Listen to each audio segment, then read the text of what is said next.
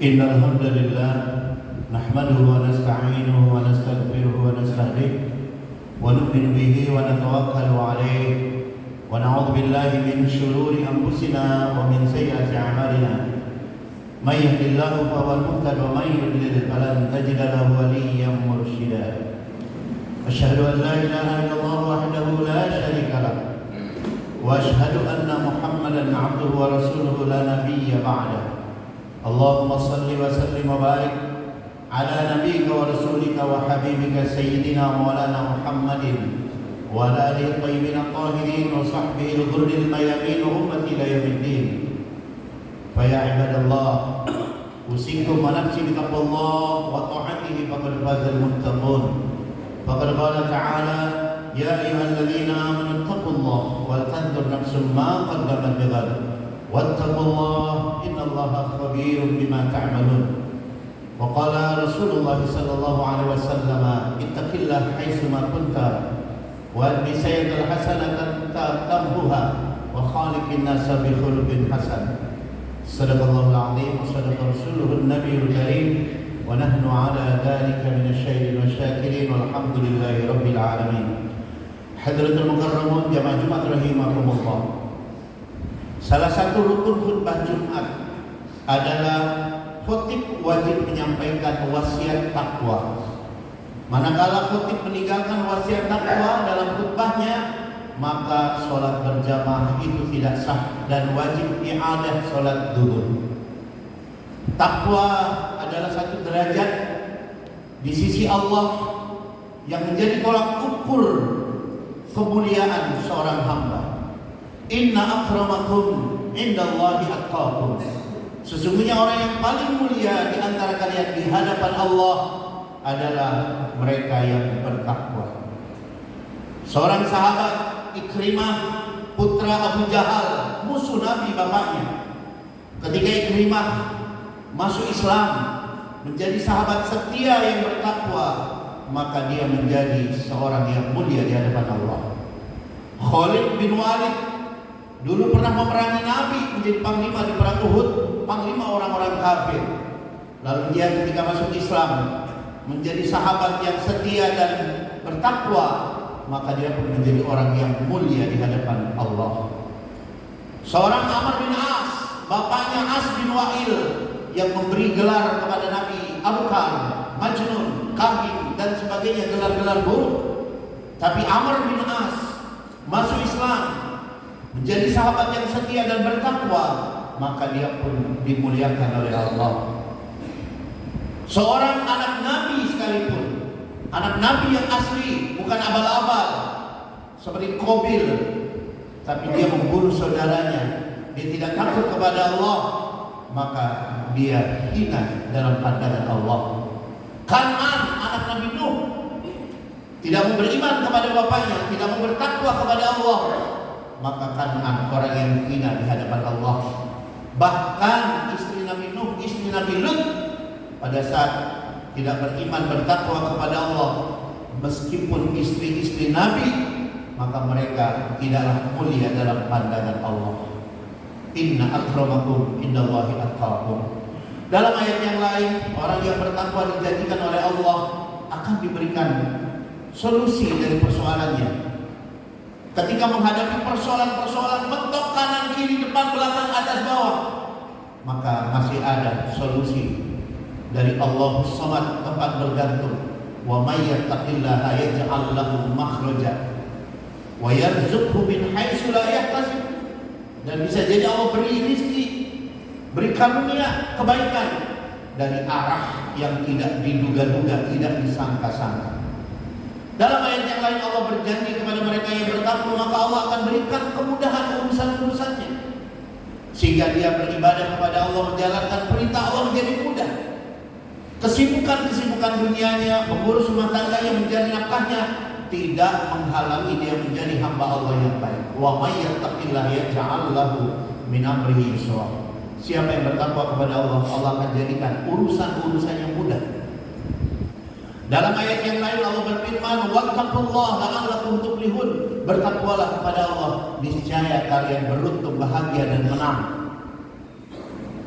Dalam ayat yang lain Allah menyuruh bekal kehidupan. Silakan dengan bekal harta, dengan bekal skill, keterampilan kita, ilmu kita. Tapi kata Allah, ada bekal yang paling baik, itulah bekal takwa. Wa tazawwadu fa inna khairaz zadi taqwa. Carilah bekal dalam menempuh kehidupan dunia dan akhirat. Tapi ingat, sebaik-baik bekal adalah ketakwaan. Imam Ali dalam salah satu makalahnya berkata, ala inna hayatal fata wallahi bil ilmi wat tuqa. Ketahuilah sesungguhnya hidupnya seorang muslim baru bernilai manakala ada ilmu dan ketakwaan. Kalau ada ilmu dan ketakwaan, fa illam yakuna, apabila pada diri seorang muslim tidak ada ilmu, tidak ada ketakwaan, fala i'tibara li hayati, tidak ada arti, tidak ada makna kehidupannya. Sia-sia kehidupannya karena dia berjalan menuju murka dan azabnya Allah Subhanahu wa taala. Hadirin jamaah Jumat rahimahumullah, dalam satu makalah yang lain Imam Ali menyebutkan di antara tanda-tanda ketakwaan itu adalah al-khawfu minal jalil wal amalu bitanzil wa mutaba'atur rasul wa syukru 'inda al-jazil wa sabru 'ala al-qalil. Kata Imam Ali, di antara tanda-tanda ketakwaan yang bisa kita lihat pada diri kita, apakah sudah ada atau belum, kalau belum untuk kita wujudkan, adalah di antaranya al-mahabbatu wal khauf minal jalil, adanya rasa cinta dan takut di dalam hati kita kepada Allah. Rasa cinta yang menjadikan kita bersemangat menjalankan perintah-perintah Allah. Meskipun perintah Allah ini kadang-kadang berat untuk hawa nafsu kita, tapi kita sadar dan tahu di balik perintah-perintah Allah ada kebaikan, ada keberkahan, ada keselamatan. Ada rasa takut dalam hati kita sehingga menjadikan diri kita memiliki rem, memiliki kontrol diri, kendali untuk tidak jatuh dalam kemaksiatan-kemaksiatan, terutama maksiat-maksiat besar. Meskipun seringkali kemaksiatan, perbuatan dosa begitu menarik, menggoda hawa nafsu kita, tapi kita sadar, seorang yang bertakwa sadar bahwa di balik manisnya, lezatnya, nikmatnya kemaksiatan itu semua adalah kenikmatan semu dan palsu. Maka orang-orang yang bertakwa, mereka menjadi orang yang semangat menjalankan perintah Allah dan semangat meninggalkan apa yang menjadi larangan-larangannya. Yang kedua, kata Imam Ali, wa mutaba'atur rasul, senantiasa mereka menjalankan sunnah-sunnah Rasulullah sallallahu alaihi wasallam. Nabi kita sallallahu alaihi wasallam bersabda, man ahya sunnati, siapa yang menghidup-hidupkan sunnah, faqad ahabbani, tanda dia cinta kepadaku. Wa man ahabbani, siapa yang cinta kepadaku, kana ma'iya fil jannah, niscaya dia akan menjadi temanku di surga. Hadirin jamaah Jumat rahimakumullah, di antara sunnah-sunnah terbesar Nabi kita sallallahu alaihi wasallam dari sekian banyak sunnah-sunnah beliau, di antaranya adalah talabul ilmi. Bagaimana Nabi kita sallallahu alaihi wasallam sangat menghargai ilmu, sampai Nabi memberikan satu petunjuk bahwa orang yang mudah melangkah menuju majelis ilmu itu tanda orang yang akan dimudahkan langkahnya, perjalanannya menuju jannahnya Allah. Man salaka tariqan yaltamisu fi ilman, sahalallahu lahu tariqahu ilal jannah. Menuntut ilmu tidak menunggu waktu luang, menuntut ilmu tidak menunggu pensiun, menuntut ilmu tidak menunggu hari libur, tapi menuntut ilmu adalah menyempatkan waktu di tengah-tengah kesibukan kita. Karena menyadari ini sebagai kewajiban seorang muslim, minal mahdi ilal lahdi, berlaku dari buaya sedini mungkin sampai liang lahat, sampai akhir hayat kita, tidak ada kata finish daripada menuntut ilmu. Di antaranya adalah birrul walidain, berbakti kepada kedua orang tua. Orang yang menjadi wasilah, yang menjadi jalan kehadiran kita di dunia ini.